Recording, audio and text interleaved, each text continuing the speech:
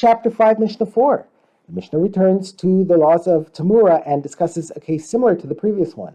The case concerns a person who made two Temurah declarations together about one animal. As in the previous Mishnah, Rebbe Meir and Rebbe Yossi disagree with regard to how the declarations take effect. If a person takes a chulin animal and says, this animal is hereby designated a Temurah for an olah, a Temurah for shalamim, it is the Temurah of an olah and not the Temurah of a shalamim. His first declaration that the animal be a Temurah for an olah takes effect immediately on the entire animal, and it can no longer be changed into a Temurah for a shalamim. These are the words of Rebbe Meir.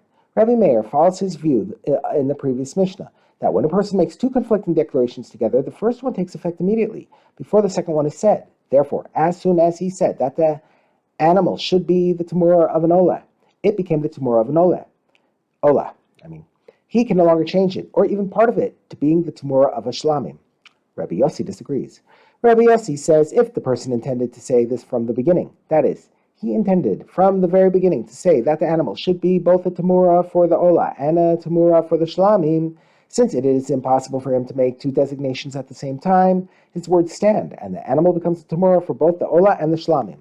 Rabbi Yossi also follows his view in the previous Mishnah, that when a person makes two conflicting declarations together, and he intended to say both of them from the very beginning, the first one does not take effect until the second one is completed.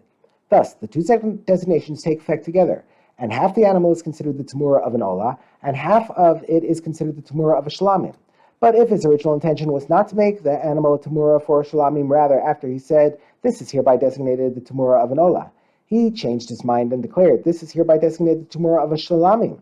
It is only the Temurah of an olah, and not the Temurah of a shalamim. Since he originally intended to make just one declaration, it took effect immediately, even according to Rebbe Yossi, and the animal became the Temurah of an olah.